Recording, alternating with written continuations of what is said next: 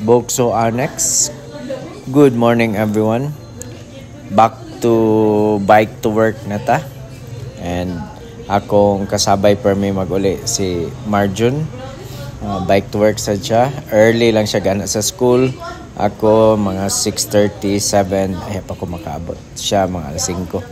Pero pag uli after 5 o'clock sabay na dahil may balik sa sentro.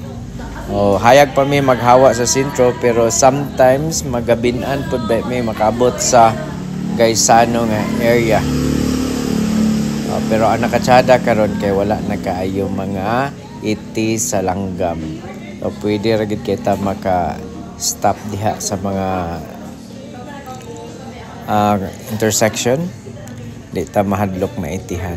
So ako dayon moagi pa ko sa bukso kay kwaon na ako sikat sakay sa bike.